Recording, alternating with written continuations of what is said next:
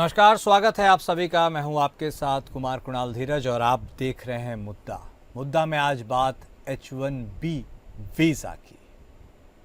किसे नफ़ा, किसे नुकसान और क्या यह ट्रंप का सेल्फ गोल है? अमेरिका के राष्ट्रपति डोनाल्ड ट्रंप ने शुक्रवार को नया आदेश जारी किया है, जिसके तहत अब हर H1B वीज़ा पर कंपनियों को सालाना $1 लाख यानी लगभग 83 लाख रुपए की फीस चुकानी होगी। यह कदम अमेरिका की टेक कंपनियों और विदेशी कर्मचारियों, खास तौर पर भारतीय IT प्रोफेशनल्स के लिए एक बड़ा झटका माना जा रहा है। भारत के पूर्व G20 शेरपा अमिताभ कांत ने इस फैसले पर प्रतिक्रिया देते हुए कहा कि अमेरिका इनोवेशन को चोट पहुंचाएगा और भारत के लिए अवसर लेकर आएगा। उन्होंने लिखा, ट्रंप का यह कदम अमेरिका के इनोवेशन को रोक देगा, लेकिन भारत को और आगे बढ़ाएगा। अब नई रिसर्च, स्टार्टअप्स और पेटेंट्स बेंगलुरु, हैदराबाद और पुणे और गुरुग्राम से निकलेंगे। अमेरिका का नुकसान, भारत का फायदा बनेगा। अमेरिका हर साल 65,000 H1B वीज़ा और 20,000 अतिरिक्त वीज़ा देता है। इनमें से लगभग 70% ये जो वीज़ा है वो भारतीयों को मिलते हैं, यानी 2 लाख से ज़्यादा भारतीय कर्मचारियों पर इसका सीधा असर पड़ेगा। अमेज़न, माइक्रोसॉफ्ट और मेटा जैसी कंपनियों के हजारों कर्मचारी H1B वीज़ा पर काम करते हैं। वहीं भारतीय कंपनियों जैसे इन्फोसिस, TCS, विप्रो, HCL और कॉग्निजेंट भी अमेरिकी प्रोजेक्ट्स में इसी वीज़ा पर काफ़ी निर्भर है। ऐसे में इमिग्रेशन एक्सपर्ट्स का मानना है कि इतनी भारी फीस से अमेरिकी कंपनियां नौकरियां विदेश शिफ्ट करने पर मजबूर हो जाएंगी। इस तरह से ट्रंप की यह नीति अमेरिका की बजाय भारत और दूसरे देशों के लिए फायदेमंद साबित हो सकती है। डोनाल्ड ट्रंप का अमेरिकी कर्मचारियों की हायरिंग को बढ़ावा देने की यह पॉलिसी बैकफायर होने के चांस ज्यादा हैं, क्योंकि कंपनियां स्किल्ड लेबर के लिए दूसरे देशों का रुख करेंगे। तो यह सेल्फ गोल है और क्या भारत के लिए ब्लेसिंग इन डिस्गाइज है? इसी के बारे में आज हम चर्चा करेंगे, जानने और समझने की कोशिश करेंगे। चर्चा की शुरुआत करते हैं। हमारे साथ हमारे दोनों खास मेहमान जुड़ चुके हैं। हमारे साथ बतौर विदेशी मामलों के जानकार करोड़ी सिंह साहब जुड़ चुके हैं। हमारे साथ बतौर अर्थशास्त्री अश्विनी राणा साहब भी जुड़ चुके हैं। आप दोनों खास मेहमान का स्वागत है। शुरुआत सिंह साहब आप ही के साथ। कयास लोग लगा रहे हैं, अपने अपने समझ की शक्ति के हिसाब से बातें कर रहे हैं। क्या यह भारत के लिए फायदेमंद होगा H1B वीज़ा?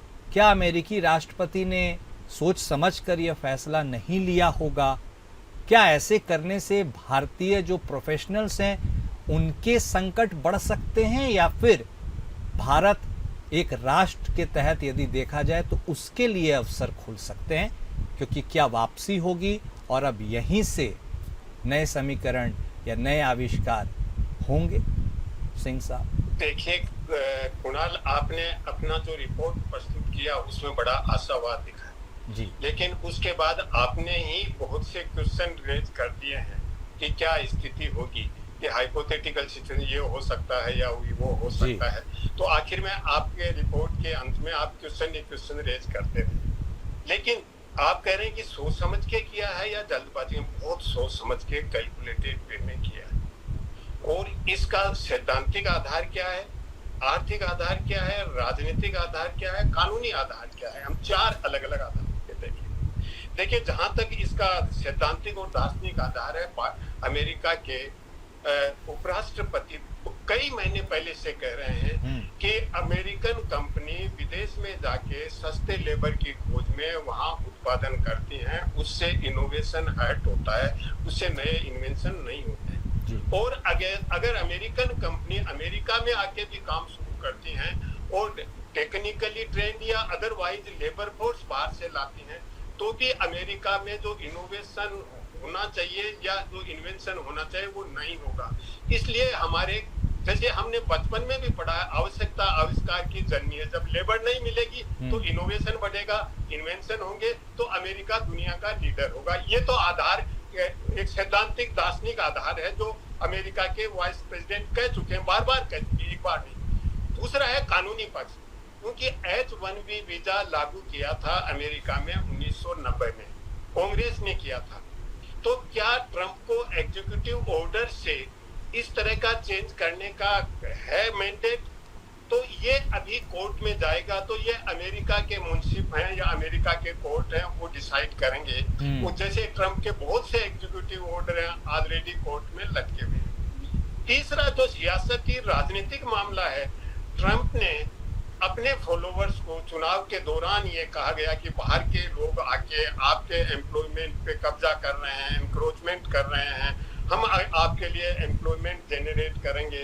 लेकिन कंपनीज का ये कहना है कि अमेरिकन काम नहीं करते, एफिशिएंट नहीं है, उनसे काम लेना भी मुश्किल है, तो बाहर वाले अच्छा काम कर सकते हैं, टेक्निकल ट्रेंड हैं। तो ट्रंप ने कहा कि भाई ट्रेंड नहीं है तो आपको 1 लाख अगर बाहर से लाते हो तो देना पड़ेगा, उससे अच्छा 1 लाख आप अमेरिकन को ही ट्रेनिंग देके तैयार करो और अमेरिकन को जॉब दो, अमेरिकन को जॉब मिले।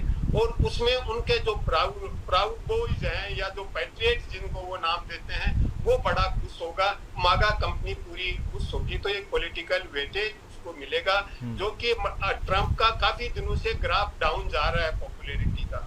अब आर्थिक दृष्टि से अमेरिका को क्या हो सकता है, क्या अमेरिका को नुकसान होगा? देखिए, एक चीज तो यह है कि अगर कंपनियों में बाहर से नहीं आने देंगे H-1B वीजा, जो एग्जिस्टिंग है उन पे तो असर नहीं पड़ेगा, नए नहीं आएंगे। एग्जिस्टिंग है ये तो क्लेरिफिकेशन उन्होंने दे दिया। पहले ये था कि सभी पे लगेगा, जो यहाँ रह रहे हैं उन पे भी लगेगा, हर साल लगेगा। तो इन्होंने कहा हर साल नहीं लगेगा, वन टाइम लगेगा, और जो ऑलरेडी रह रहे हैं उन पे अप्लाई नहीं होगा। ये व्हाइट हाउस ने एक्सप्लेनेशन दे दिया है। अब क्या करेंगे कि अमेरिकन कंपनियां आउटसोर्स कर सकती हैं काम, और ये उन्होंने पहले से रियलाइज कर लिया कि आउटसोर्स कर सकती हैं। इसलिए अमेरिका की सेनेट पे ऑलरेडी वहां पे एक बिल प्रपोज कर रखा है कि जो भी अमेरिकन कंपनी आउटसोर्स करेगी, बाहर से काम करवाएगी, उस पर 25% पेनल्टी लगाएगी। तो अमेरिका ने बहुत सोच समझ के कैलकुलेटेड वे से ये किया है, जल्दबाजी में नहीं किया है। अब भारत सबसे ज्यादा अफेक्ट हो रहा है, क्योंकि 70% से ज्यादा भारतीय हैं। तो भारत को क्या फायदा होगा, नुकसान होगा, ये बहुत बड़ा सवाल है। अमिताभ कांत जी ने बहुत ऑप्टिमिज्म दिखाया है, लेकिन मुझे नहीं लगता कि ये ऑप्टिमिज्म काम करेगा। अगर इतना ऑप्टिमिज्म हमारे यहाँ होता, इतना इंफ्रास्ट्रक्चर होता, इतनी हमारी कैपेसिटी होती, तो वो बाहर अमेरिका नहीं जाते, यही नए इन्वेंशन करते, इंडिया का लैंडमार्क कंट्रीब्यूशन होता। तो हम वो स्ट्रक्चर, वो इकोसिस्टम अभी तक तो नहीं दे पाए हैं, और लगता नहीं कि नियर फ्यूचर में भी हम दे पाएंगे। मैं निराश नहीं हूँ, लेकिन दे पाएंगे मुझे मुश्किल लगता है। दूसरी तरफ वो जो बाहर वहां से नहीं जा पाएंगे, उनको चीन एक के वीजा कैटेगरी ऑफर कर रहा है, और जो स्टेम सब्जेक्ट के हैं जैसे साइंस, टेक्नोलॉजी, मैनेजमेंट और इंजीनियरिंग का, उनको चाइना ऑफर दे रहा अलग से, जो अमेरिका H-1B वीजा में दे रहा है उसी से मिलता जुलता। तो चाइना ऑलरेडी एडवांस है इंडिया से टेक्नोलॉजी में। हम पसंद करें या नहीं करें, अच्छा नहीं है, हमारा देश ज्यादा आगे होना चाहिए, हम सब फील करते हैं, लेकिन चाइना डेफिनेटली आगे, ये एक रियलिटी है, हमें समझना चाहिए। दूसरी तरफ ऑस्ट्रेलिया, कनाडा, यूके, वो भी इस डायरेक्शन में सोचना शुरू कर दिया है, ऐसी रिपोर्ट्स आ गई हैं। तो जो वहां नहीं जा पाएंगे, यहाँ नहीं, इंडिया में रहना नहीं चाहेंगे, वो इन देशों में कहीं जाने की अपना खोज करेंगे। तो इंडिया को फायदा, नुकसान क्या होगा? नुकसान ये होगा कि इंडिया में बहुत ज्यादा रिमिटेंस आता है, और जो H-1B वीजा वाले हैं वो मेरे ख्याल से कोई लगभग 35-40 बिलियन के करीब इंडिया में भेजते हैं। तो इंडिया की जो फॉरेन एक्सचेंज पोजीशन है वो कमजोर हो जाएगी, और उससे हम बाहर से चीजें इंपोर्ट करते हैं, क्योंकि इंडिया अभी भी बहुत ज्यादा बाहर से इंपोर्ट करता है, उसमें हम कमजोर पड़ जाएंगे। तो नुकसान है, फायदा मुझे ज्यादा नहीं लगता है कि इतना फायदा हम ले पाएंगे।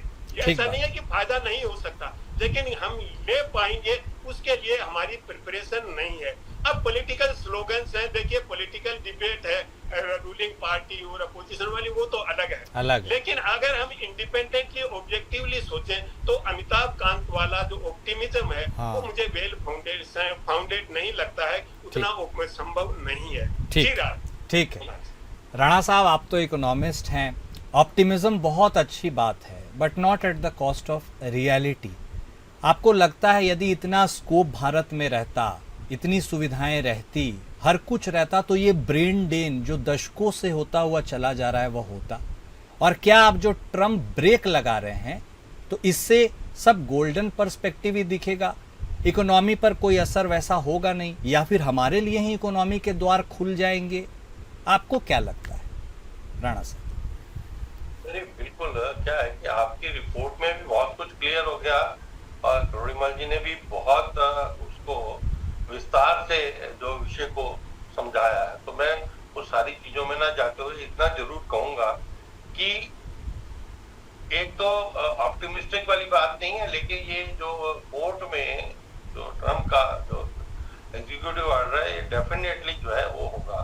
कारण कि वहाँ की जो कंपनियां हैं, जैसे तोड़ीमल जी कह रहे हैं कि भाई वहाँ वैसा एक्सपर्टाइज नहीं है जी, तो वो डेफिनेटली वो चाहेंगी कि भाई हमें जो इंडियन जो इंटेलेक्चुअल्स हैं, जो इंजीनियर्स हैं, जो है वो उनको हम कंटिन्यू करें, तो उसके लिए वो अपनी वहां पर फाइट करेंगे। लेकिन मान लो वो भी नहीं होता तो मुझे लगता है कि हो सकता है कि इंडियन जो कंपनी वहां काम कर रही हैं वो ही इंडिया में एस्टेब्लिश हो सकती हैं, या वो थर्ड कंट्री में जाके कहीं से काम कर सकती हैं।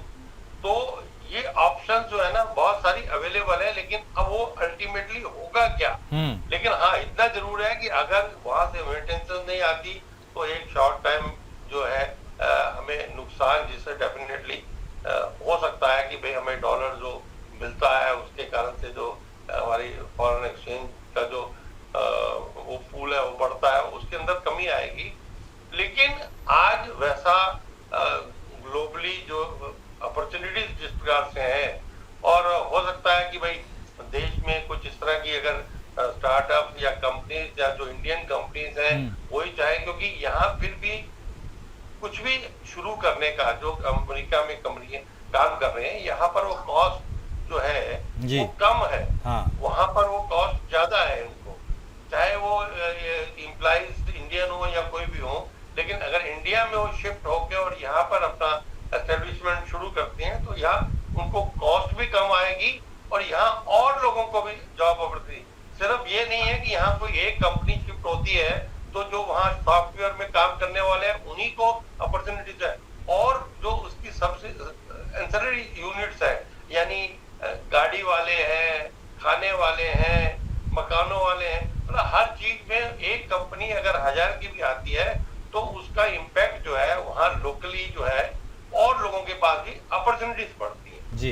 तो वो भी एक एंगल है। हाँ, और राणा साहब एक इनपुट आपसे और चाहेंगे, जैसा कि बहुत विस्तार से सिंह साहब ने बताया कि एग्जिस्टेंट लोगो वीज़ास पर ये लागू नहीं होगा, लेकिन अब से जो होंगे उन पर होगा, तो क्या all of a sudden fresh hirings पर ये इम्पैक्ट क्रिएट करेगा?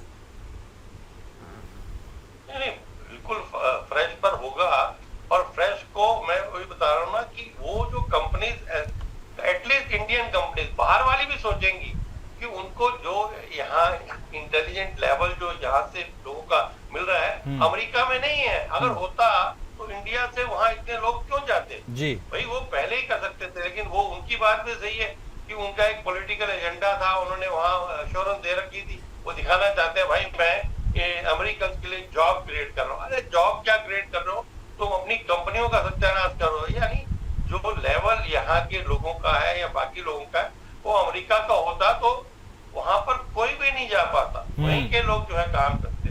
तो इसलिए वो जो फ्रेश हायरिंग वाली बात है, नेचुरली कंपनियों ने मुझे लगता है सोचना शुरू कर दिया होगा कि हम या तो थर्ड कंट्री में या इंडिया के अंदर अपना एस्टेब्लिशमेंट शुरू करें। ठीक है, तो ये एक ऐसी सिचुएशन है जिसके बारे में कयास लगाए जा रहे हैं, लगाए जाते रहेंगे। रिजल्ट कैसा निकल कर आएगा ये वक्त पर निर्भर करता है। सिंह साहब, एक अहम सवाल लोगों के मन में यह भी आता है या आ सकता है कि आखिर यदि जो ऐसा हो रहा है, थर्ड कंट्री में अब कंपनीज शिफ्ट करेंगी या फिर इंडिया में आएंगी, तो क्या ये शॉर्ट टर्म प्लान के तहत हो पाएगा या लॉन्ग टर्म प्लान है, निवेश करना, ब्रांचेस खोलना, ये सारी चीज़ें? एक तो फैक्टर ये, और दूसरा ये कि ऐसा करके भी यदि वो लोग इधर डाइवर्सिफाई ज़्यादा करते हैं तो वो चाहेंगे कि प्रेसिडेंट ऑफ यूनाइटेड स्टेट्स के नज़र में वह गिरे या फिर एक दूसरी सी नज़र के तरफ चले जाए कि देखो हमने कुछ कहा तो अब ये इधर उधर जा रहा है, अमेरिकन्स को इग्नोर कर रहा है। ये फैक्टर आ सकता है क्या? देखिए कुणाल, इसकी संभावना मुझे कम लग रही है। हाँ, उसके कारण है, देखिए राणा साहब और मैं तो सामान्यतः एक दूसरे के विचारों को सप्लीमेंट करते हैं, ये तो हमारा दोनों का कई बार ये एक्सपीरियंस रहा है। राणा साहब ने आर्थिक पक्ष की बात की कि कंपनियां यहाँ शिफ्ट कर सकते हैं, लेकिन कानूनी पक्ष है कि क्या अमेरिका का प्रेसिडेंट कांग्रेस के जो पावर्स हैं उनको एनक्रोच कर सकता है उनपे? तो अभी तक तो इश्यू ये है कि उन्होंने जो किया है वो उनके जुरिस्डिक्शन में है या नहीं, वो अमेरिकन कोर्ट डिसाइड करेंगे, निश्चित रूप से कोर्ट में जाएंगे।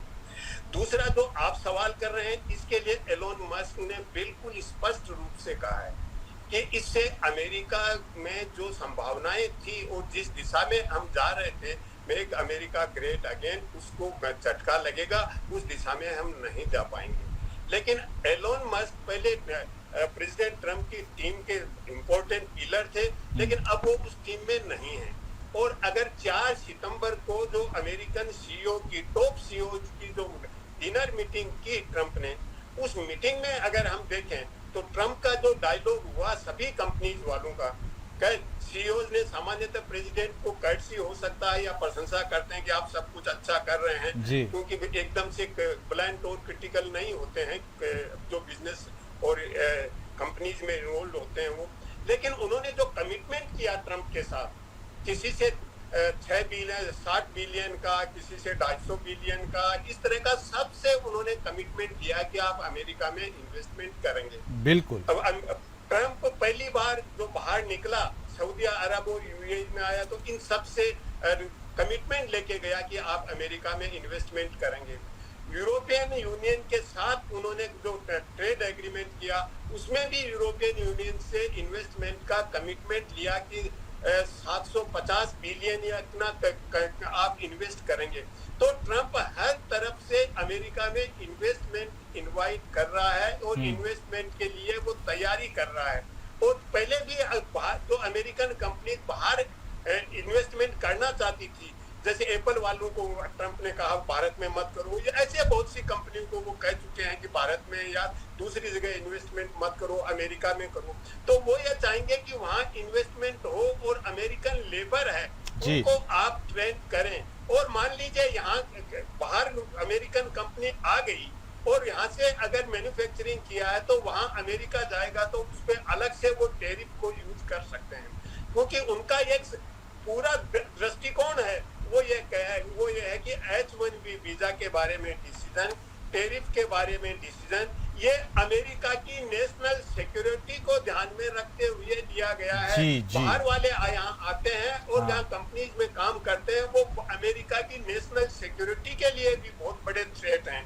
तो ये तो अमेरिका की फॉरेन पॉलिसी के इश्यू के साथ भी उन्होंने कनेक्ट कर रखा है। तो वहाँ की जनता को जिस तरह से उन्होंने मोबिलाइज किया है, एक राष्ट्रवाद का नाम, राष्ट्रीय सुरक्षा का नाम, अमेरिकन को एम्प्लॉयमेंट का नाम, तो इस तरह से वो वहाँ की सियासत में अपनी पॉपुलैरिटी को रीस्टेब्लिश करना चाहते हैं। और मुझे नहीं लगता कि अमेरिकन कंपनियां बाहर आके कोई बहुत ज्यादा इन्वेस्टमेंट करेंगे और इंडिया उनका डेस्टिनेशन होगा। बाहर भी आएंगे तो मुझे नहीं लगता इंडिया डेस्टिनेशन, यूरोपियन कंट्रीज हो सकते हैं, कुछ लैटिन अमेरिकन कंट्रीज हो सकते हैं।